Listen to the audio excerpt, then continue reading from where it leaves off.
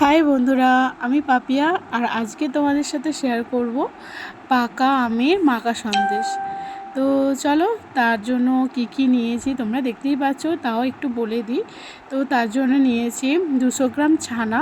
আমি আগে থেকে দুধ ভিনিগার দিয়ে 1 লিটার দুধে ছানাটা কাটিয়ে নিয়েছি।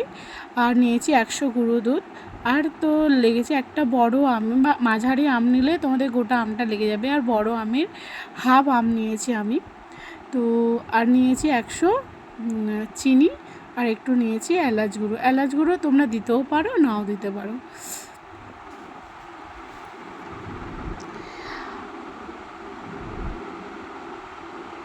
আর লাগবে লিকুইড দুধ। তো এই দেখো, এই দুধটা হচ্ছে এটা হচ্ছে গরুর দুধ নিয়েছি আমি। আর তোমরা চাইলে প্যাকেট দুধও নিতে পারো। তো চলো এবার আমগুলো দিয়ে দেব। আম আর চিনি আমি ভালো করে মিক্সিতে ভালো করে পেস্ট করে নেব। আর অবশ্যই আমটা একটু চেক করে দেখে নেবে তোমরা যে আমটা মিষ্টি কি টক, কারণ আমটা টক হলে ভালো লাগবে না, মিষ্টি হতে হবে আমটা। তো চলো দেখো, আমার ভালো করে দেখো পেস্ট করা হয়ে গেছে। আর একটু দেখে নেবে যাতে চিনি, কখনো কখনো কোনো মিক্সারে দেখবে চিনির দানা রয়ে যায়, সেই জন্যে বলে দিলাম যে ভালোভাবে দেখবে যাতে মিক্সিতে চিনিটা ভালোভাবে মেল্ট হয়ে যায়। আর দেখো এবার এই ছানাটা নিয়েছি, ছানাটা ভালো করে হাতের সাহায্যে তোমরা ভালো করে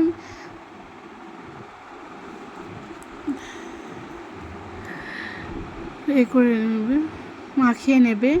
আর আমি ভয়েস দিতে দিতে একটু স্টুপ হয়ে যাচ্ছে, কারণ আমার পাশে আমার ছোট্ট মেয়ে আছে, তো সেও পাকাপুরি কথা বলতে যাচ্ছে সেই জন্যে।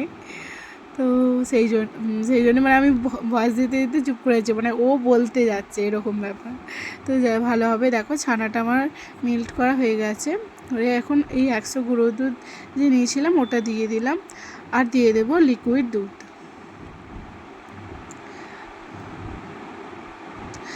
এটা ভালো করে এবার চামচে করে ভালো করে গুলিয়ে নিতে হবে, কারণ যাতে না ডালা কোনো রকম ডালা না হয়ে যায়। আর তোমরা যদি দুধ যদি না থাকে একটু জল দিয়েও করতে পারো, কোনো অসুবিধা নেই। আর দুধ দিলে টেস্টটা ভালো হয়। তো চলো এবার একটা কড়াই নিয়েছি, এবার ওই যে আমের মিশ্রণটা করেছিলাম ওটা দিয়ে দিলাম। আর অবশ্যই গ্যাসের আঁচটা কম আঁচে রেখে এটা করবে, কারণ যেহেতু আম আর চিনি আছে, চিনিটা হচ্ছে তলায় বসে বসে যেতে পারে। তো চলো এটা ভালোভাবে হয়ে গেছে। এবার এই যে মিশ্রণটা গুলিয়ে রেখেছিলাম এটা দিয়ে দেব।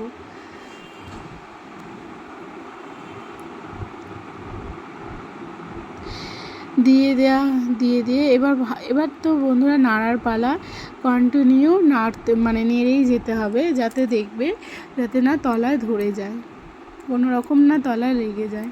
আর দিয়ে দেবো এই টাইমে এলাচ গুঁড়ো।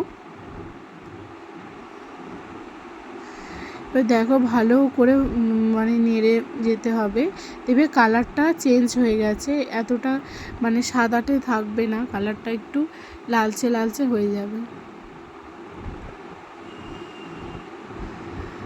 যতক্ষণ পারবে ততক্ষণ তোমরা এরকম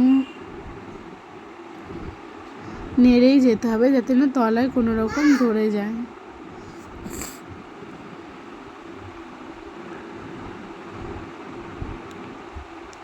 আর তোমরা চাইলে এই এলাচটা নাও দিতে পারো। দেখো মোটামুটি আমার এই মিশ্রণটা হয়েই এসেছে, সন্দেশটা পাকটা ধরে মোটামুটি হয়েই এসেছে। এই দেখো হয়ে গেছে, এবার নামিয়ে নেব।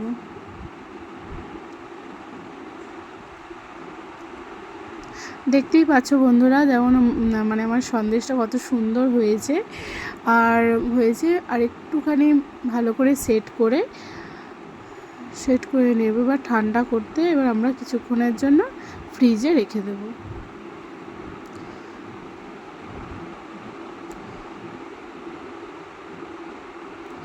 দেখতে কত সুন্দর হয়েছে দেখো বন্ধুরা, কালারটা পুরো চেঞ্জ হয়ে গেছে। আমি দেখো বন্ধুরা ফ্রিজে 1 ঘন্টা রেখে দেওয়ার পর, আর এই যে দেখতেই পাচ্ছ কতটা মানে সন্দেশটা সেট হয়ে গেছে ভালো করে।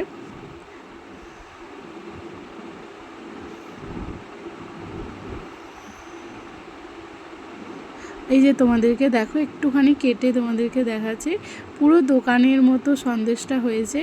আমি তো বলবো দোকানের থেকেও ভালো হয়েছে। একবার অবশ্যই তোমরা বাড়িতে বানিয়ে মানে খেয়েও অবশ্যই আশা করব ভালো হবে। আর আমাদের বাড়িতে সবাই খেয়ে বলেছে খুব ভালো, মানে খুব সুন্দর হয়েছে। তো তোমরাও বাড়িতে বানিয়েও একবার হলেও বানিও, আশা করি ভালো লাগবে। ঠিক আছে বন্ধুরা, যদি তোমাদের আমার এই রেসিপিটা ভালো লাগে অবশ্যই লাইক কমেন্ট করো আর ফলো করে দিও, আর সাবস্ক্রাইব করো।